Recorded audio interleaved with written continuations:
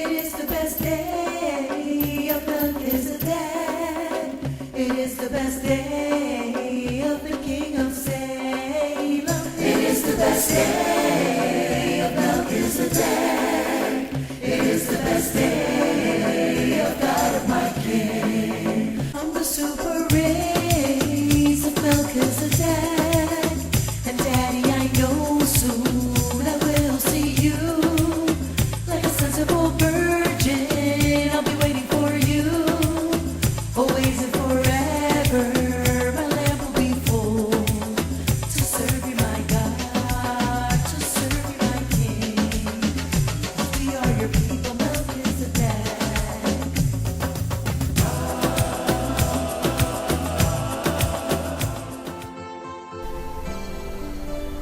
Hello, friend soldiers of the Super Race.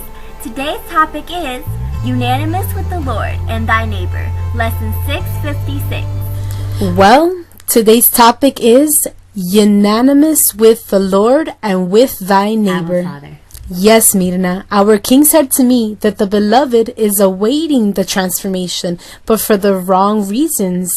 It's important that the beloved knows this information now, because there will be surprises in the transformation.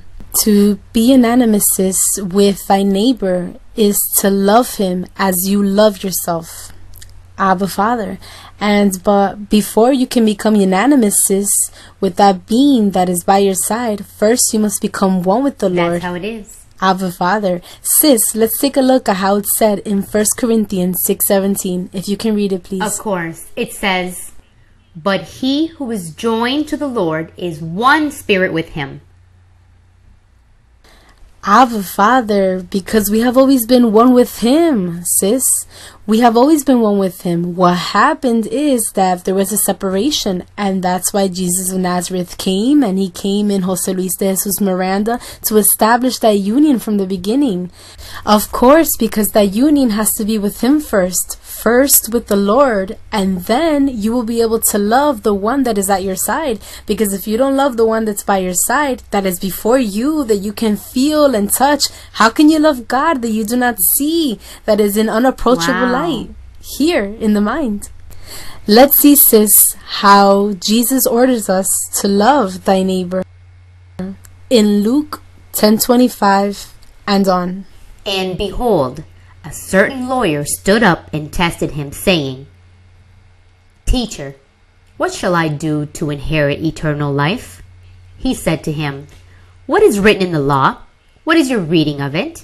So he answered and said, "You shall love the Lord your God with all of your heart, with all of your soul, with all of your strength, and with all of your mind, and your neighbor as yourself." The question there is, who is thy neighbor? First of all, God is thy neighbor in your spirit and flesh, because he is owner of your spirit and flesh.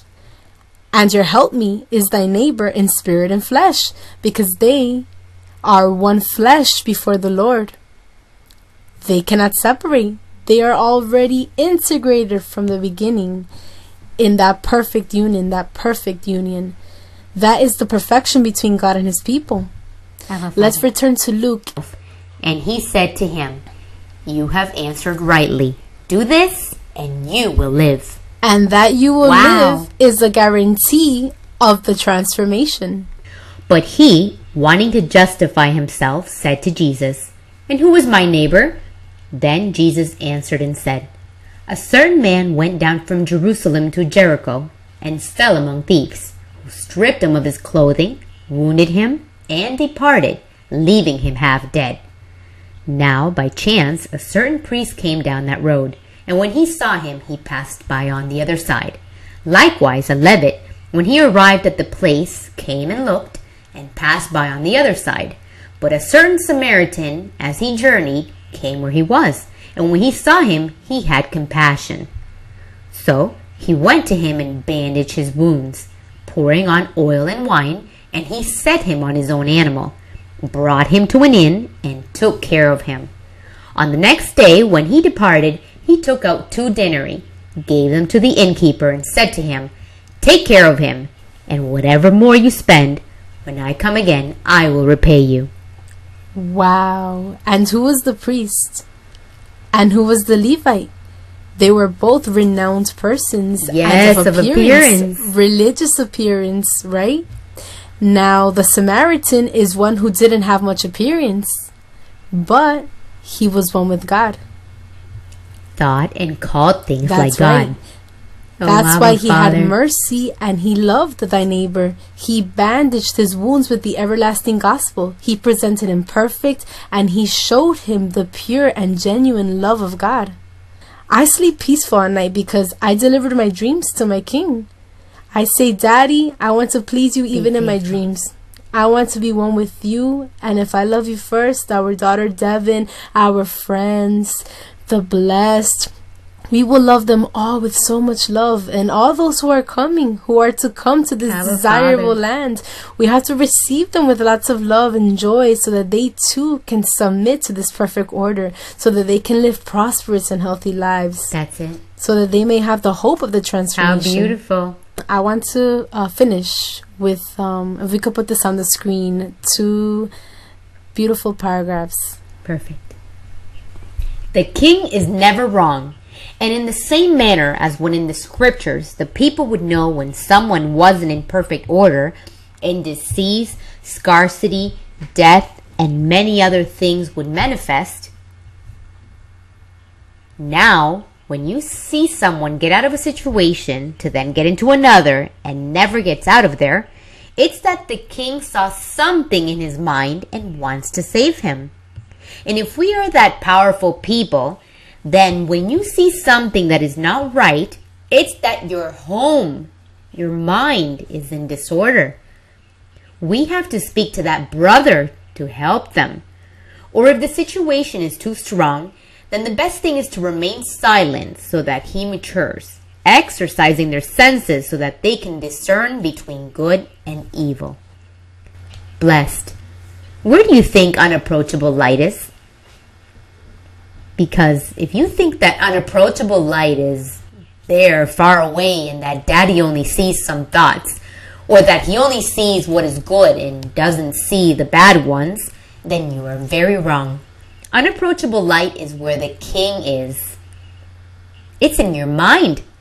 And he's aware of everything, every moment of your life. No one or nothing can be hidden from him. And if you're not treating your neighbor as yourself, then you're not going to be transformed.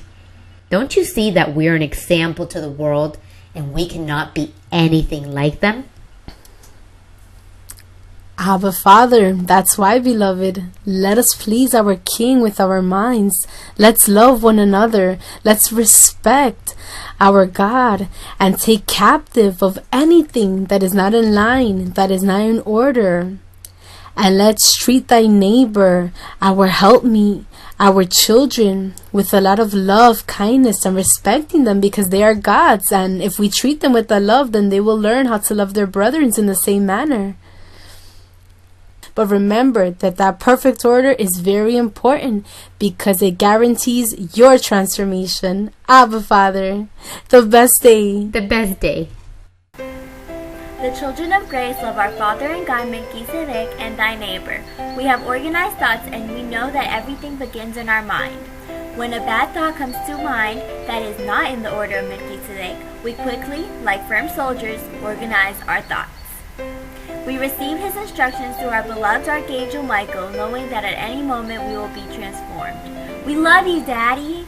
Day of Melchizedek, it is the best day of the King of Salem.